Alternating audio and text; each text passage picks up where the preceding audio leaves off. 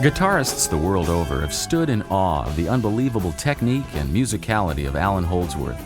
Since his years with Soft Machine, UK, Bill Bruford, and Tony Williams' lifetime, Allan continues to be one of the true pioneers of modern electric guitar. REH is very proud to present Allan Holdsworth and his band in a live studio concert. We'll also hear from Allan as he talks about his personal approach to scales, improvising, and chordal playing. The booklet that accompanies this video contains transcriptions from the concert, along with the examples from the instructional segments. So we hope you enjoy this rare opportunity to get to know a truly outstanding musician, Allan Holdsworth.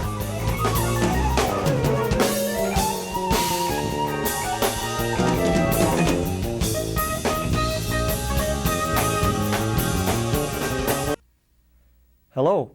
I never really wanted to do a video because I wasn't sure that I could actually do anything that would be of interest to anybody in this kind of format, because first of all, I don't think of myself as any kind of a teacher. I don't want anything that's really in this or anything that I say to be misunderstood. So I don't want to say that what I do is correct or anything. It's just so that you can have some kind of understanding of the way that I feel about music and my own music. And so a lot of this video is just going to be the guys playing. And then also I'm going to show what I consider to be like probably 10 of the most usable scales so that you can play over most anything. Well, this first tune that we're going to play is called Funnels, and I wrote it actually for a different group that were going to be playing at the Queen Mary Jazz Festival a few years ago. And the Queen Mary has 3 funnels, and that's why I called the tune Funnels. But we ended up not playing it at that gig, but I wrote the tune specifically for that because each one of the guys was supposed to hand a tune in. And I wrote this tune with the same changes for the head as for the blowing, so that it would be kind of easy for everybody to play.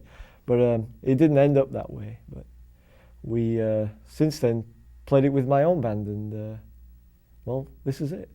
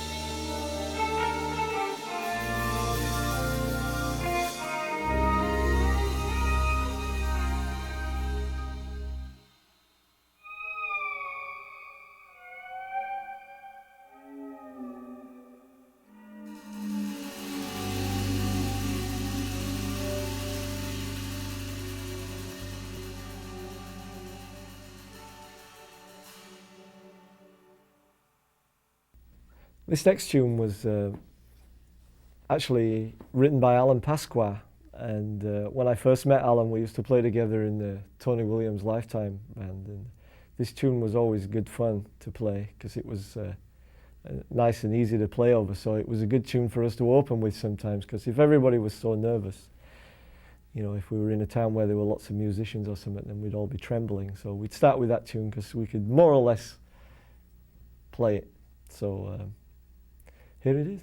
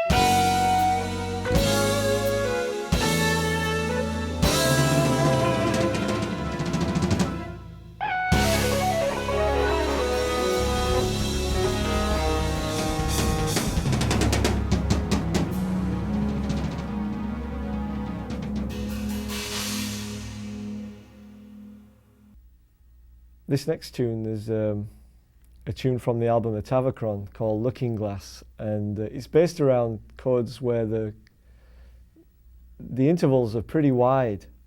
Like, for example, the first few chords are played on the first two strings and the last two strings only.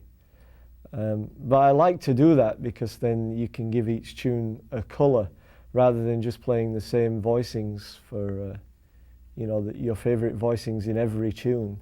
I like to try and make each tune a little more specific than that, so that they have a specific thing that happens more or less in that tune alone, and it's not something that's found consistently in any of the other ones. Although there's obviously, because it was my composition, I guess there's some thread of evidence of lunacy in there somewhere. But anyway, this tune starts with these chords.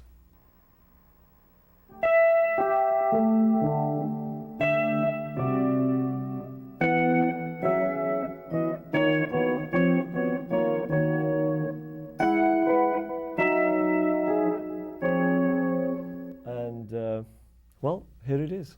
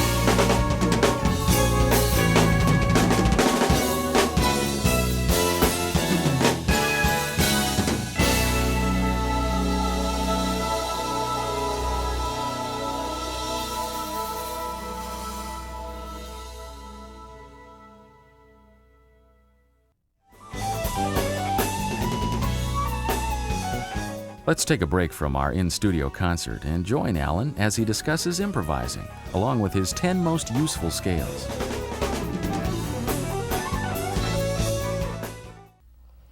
Well, I guess in the beginning I wanted to learn how to improvise. I was always interested in that, and I knew that if I wanted to improvise over chord changes, I'd have to figure out, you know, all the scales that went with all those chords. So because I was particularly stubborn, and my dad was always around to help me, but I didn't like to ask him because I wanted to figure it out on my own. Yeah, sure.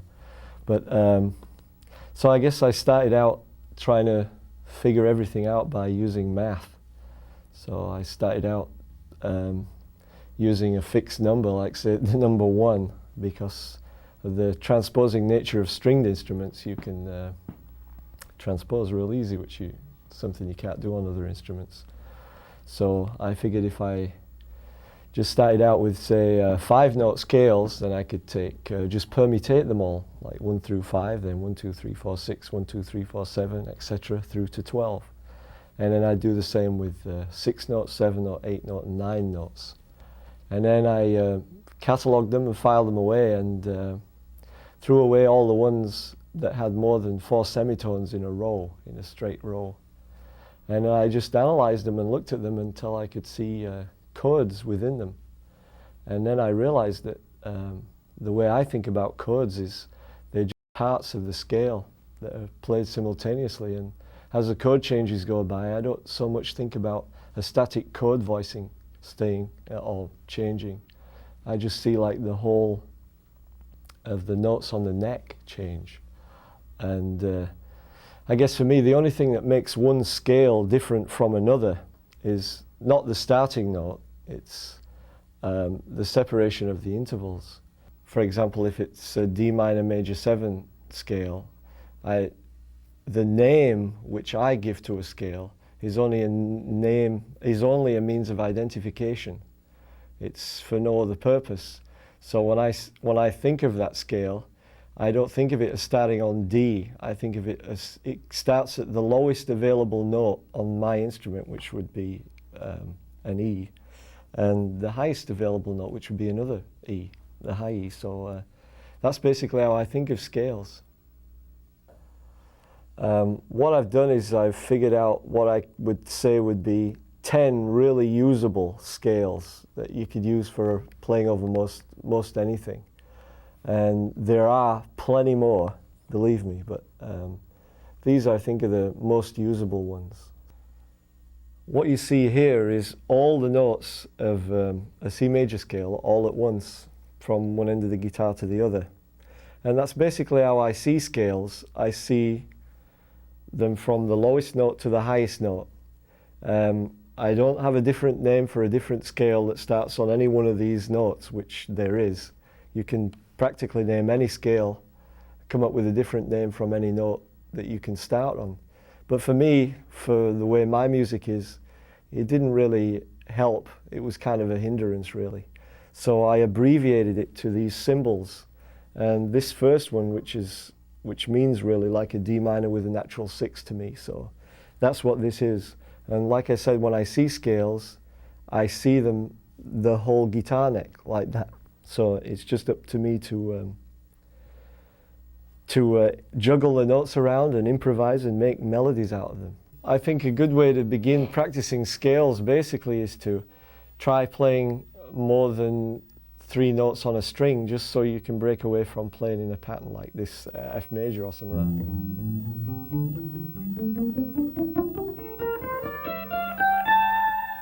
And just start thinking of it more like that. That way you end up in different parts of the guitar. You know, you can start on the low F and end up on a high A or something. I guess the only thing I can say to help maybe people think about how to look at the whole fingerboard as one and kind of juggle it around is to, if I played something real simple from like just a C major scale, just to maybe you could see that it could go an awful lot further than this.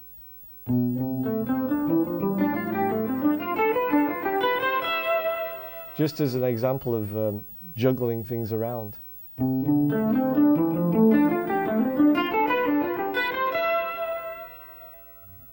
This is a D minor major 7 scale. This is my symbol for that, which is probably completely meaningless to anybody else but me, but that's okay.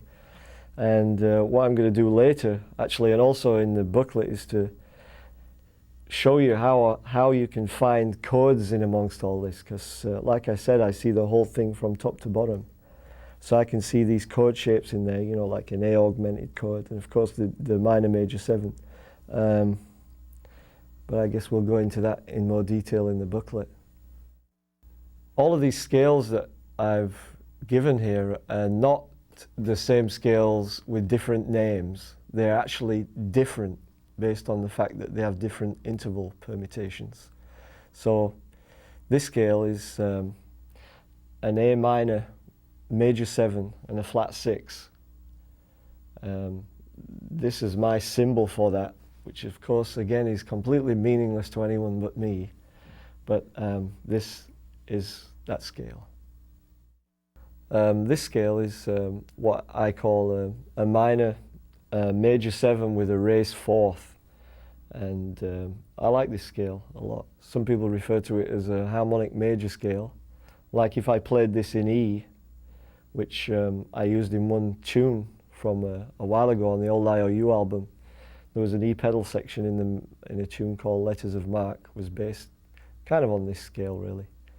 And I've heard some people call that scale a B harmonic major, but for me, like I said, I always relate them to the closest minor in my head, if there is anything in my head.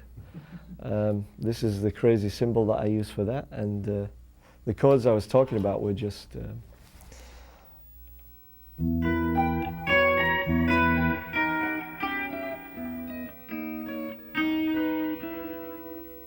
all of those chords just come from that one scale.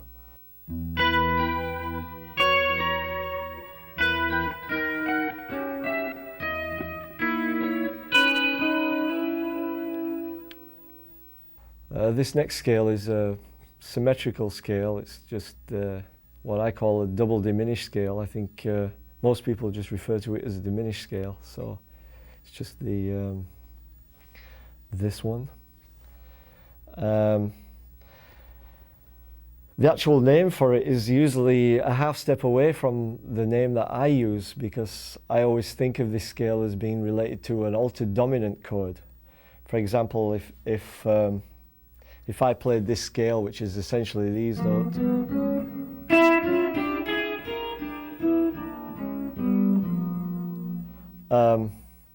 it's actually a G sharp diminished chord. But I think of it more as being like a, you know, like a G7 flat 9 chord. So that's why I use that name. Again, like I said, the name might be a little confusing, but the scale is good, it works. Like I said before, you can find all these hidden chords within these scales, which I'll kind of show you how to find later and in the booklet. But like this one, for example, it's got these...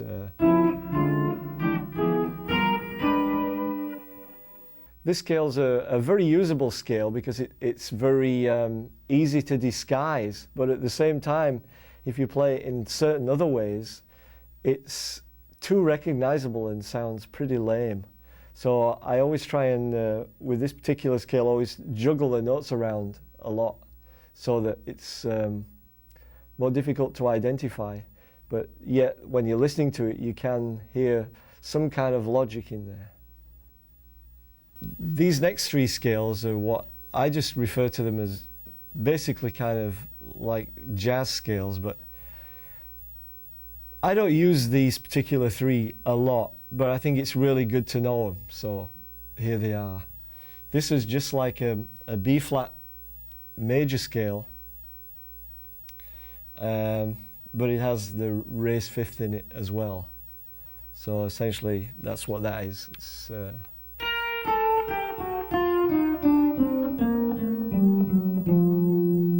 those are the notes in that. This scale, I guess, again, this is my crazy symbol for it, and I just call it a C dominant 7 scale. It's basically just like a regular C major scale, but it has the flat 7 in it as well, so it's just like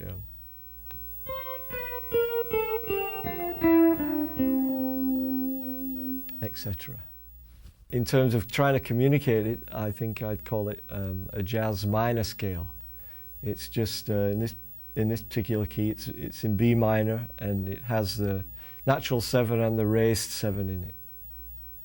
This is the second of the minor jazz scales, and this one's in A, and it's the only difference between this one and the other one is they both of the jazz minor scales have the raised 7, but the previous one had the natural 7 in it, and this one doesn't. It just has the raised 7, the 6th, the flat 6, or the raised 5th, however you want to look at it. Well, before I tell you about this last scale, there's obviously a lot of scales, and the thing is that a lot of them that I've experimented with don't complete themselves in 1 octave. They take 2 octaves and sometimes 3. But rather than trying to get into those right now, is this particular scale I've used quite a lot as a scale to modulate from one chord to another, or because it's a symmetrical scale, so it has a sound that you can recognize when you kind of hear it. And I'm not sure how you go about naming what key it belongs to. But for me, I think of this one as basically like a C minor, because a C minor, an E minor, or an A flat minor, because here you've got like the A flat minor and an A flat major triad, an A flat, a G minor and a G major triad at the same time. But as you can see, it's a perfectly symmetrical scale, so you can have some fun with that one.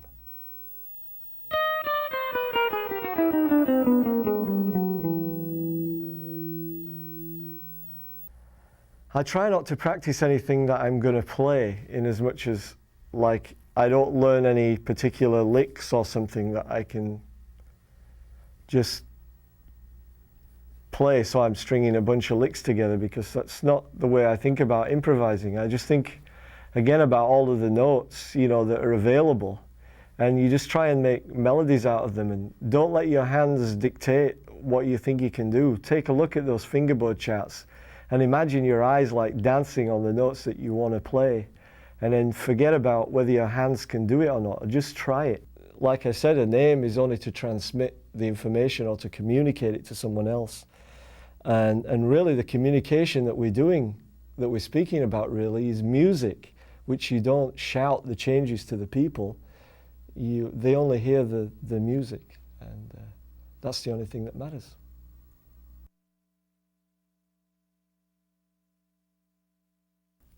Well, I guess I started with the legato thing by accident, because I didn't really know what was happening, and I always wanted to play a horn, so I guess subconsciously I was trying to make the guitar sound more like a horn. I never really wanted to play the guitar. I don't really like the guitar for me. I love to hear other people play the guitar, of course, but it's just that it wasn't the instrument that I think I would have chosen. If I'd have been given a saxophone earlier, for example, I would have much preferred that.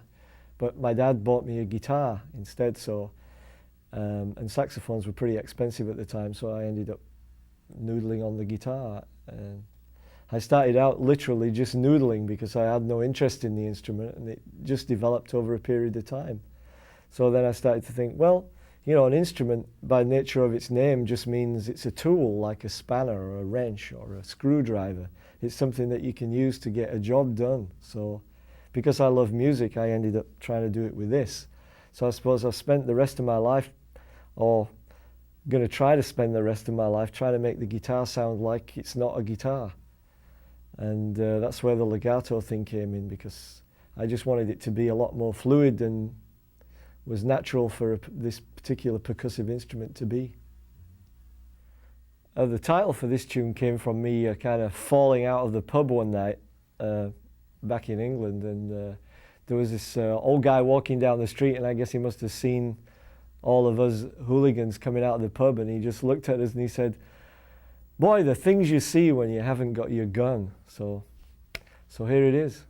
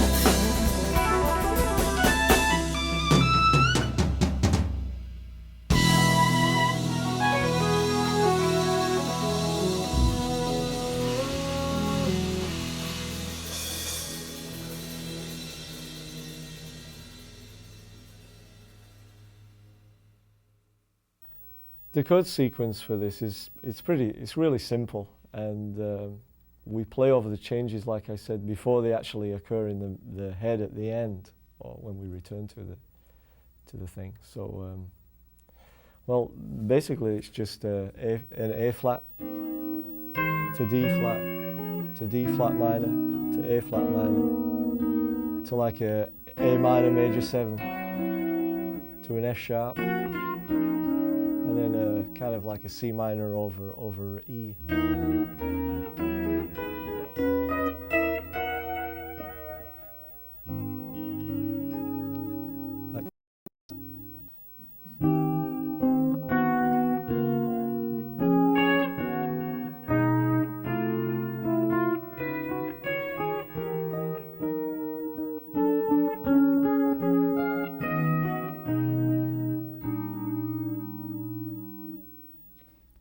That was basically the first few chords, but the solo section of this tune, we actually play over the sequence before the sequence occurs in the head. So we solo over changes that haven't yet been heard until you get to the end of the tune.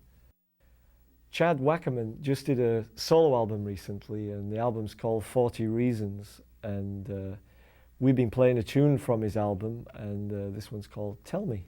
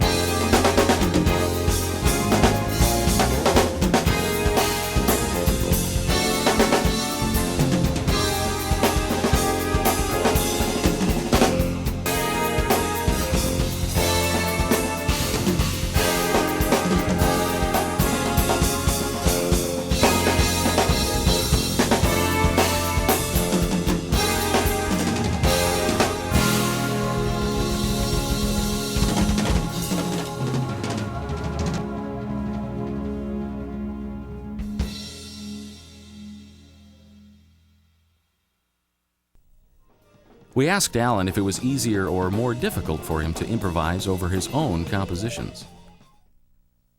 Quite often the funniest thing is people will say, oh, well, you write your own tunes, so it's easy to play on your own tunes, but it's not, for me, easy to play on my own tunes. Sometimes I'll write a tune and then have a terrible hard time with it. It's just that when I'm writing the tune, I'm not considering how difficult it's going to end up being to solo over. I don't think about that till it's done. Then when it's done, I go, how am I going to do that?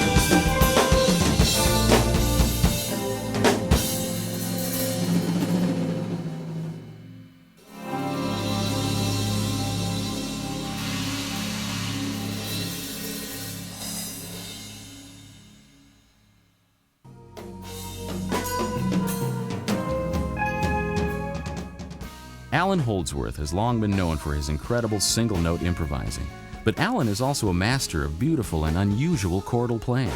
Coming up next from his home studio, Allan shows us how he comes up with his unique chord voices.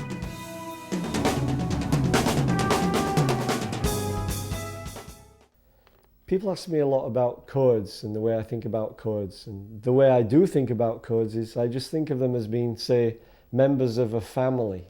And I think of a four-note chord, for example, which most guitar chords are, as just being four members of a family. Say you have imagine a seat with 8 family members on it, and you say, 4 stand up, Stephen, George, Sarah, Winston, or whatever, stand up. And then you take a picture of those, and that's that particular chord. But they're all members of that one family. So when I hear chords moving from one chord to another, I don't just hear the static voicing of that one particular chord, although that may be important in a head, say, for example.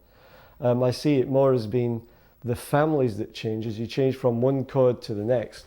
So I just think of chords as being based on scales. So I try to hear the scale shapes move, you know, from one family to the next as the chords go by.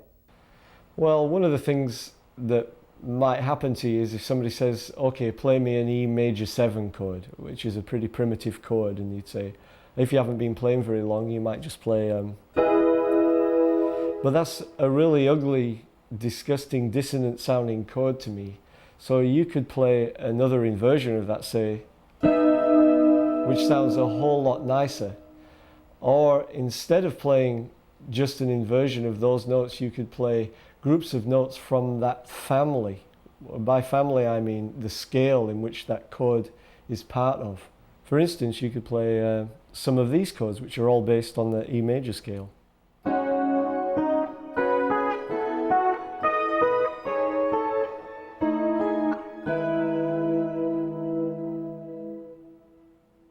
So if somebody said to you, well, okay, we're going to play a D minor chord now, a D minor 7, D minor 11 chord, what would you play? You know, so again, instead of just playing an inversion of a chord, which you could do a nice inversion, say, there are lots of other things that you could do as well based on just the notes in the scale. So I'm just going to give you a few examples of those.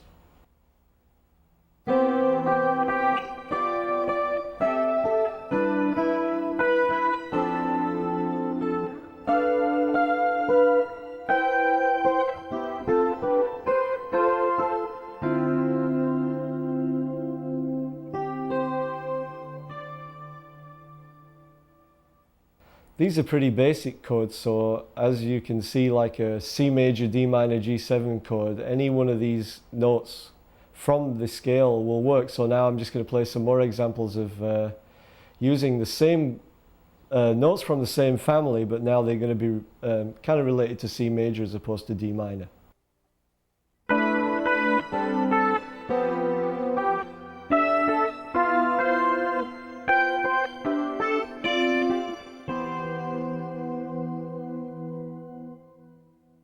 Okay, so now I'm going to give you a few examples of chords built on the scale, the minor major 7 with a flat 5 or a raised 4, however you want to look at that. And here it is.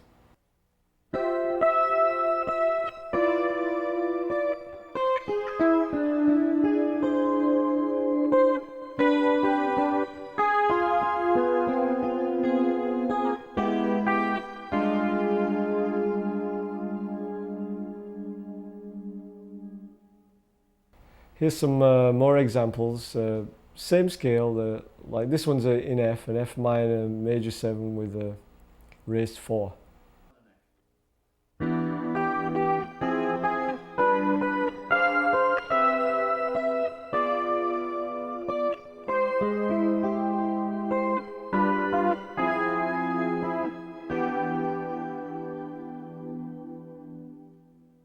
This would be a good time to check out the charts, because that way you can take a chord or a voicing that you really like and see if you can fit it or find it somewhere in the scale, and then take each one of those notes and move it up to the next step in that particular scale. That's all these are, they're just chord scales.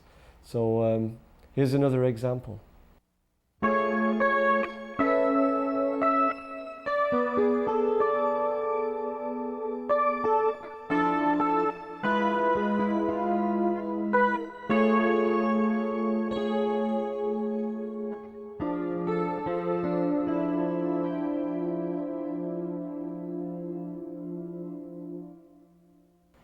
I'd like to give you another example. This one's just like, say, a D flat 7 augmented chord, and I'm just going to base all of these other chords that you'll hear around the scale, and they're not different inversions of that chord, they're just based on the scales again.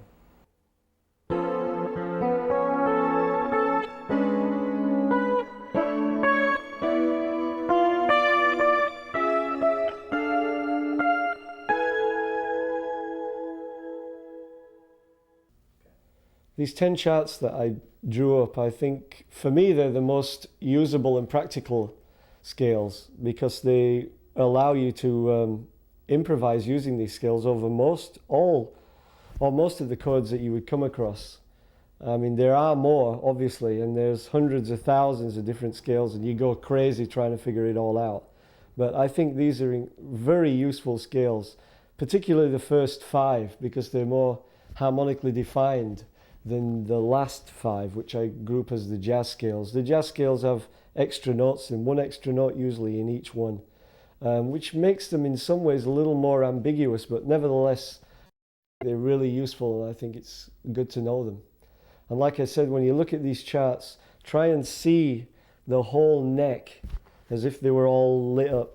You know, all those dots are lit up on the neck, and try and memorize those, so when you see chords go by, you see all of these notes changing under your hand, so you can make melodies from them. The idea is really to make music, because really names, like I said before, they're not important. It's just the language that we're trying to speak is music. So that's the bottom line. If you can make melody from the thing and make some music out of it, then it's okay. Well, this tune is called House of Mirrors because it kind of reminds me of like being in a house of mirrors, because it modulates a lot, and I like that. You know, that's why that system of numbering chords, like for example 2-5-1 or whatever, doesn't really work too well for me with my music, because they move around too much to ever have one that stays a one. But I guess because this tune does modulate a lot, that's where I came up with the title, House of Mirrors.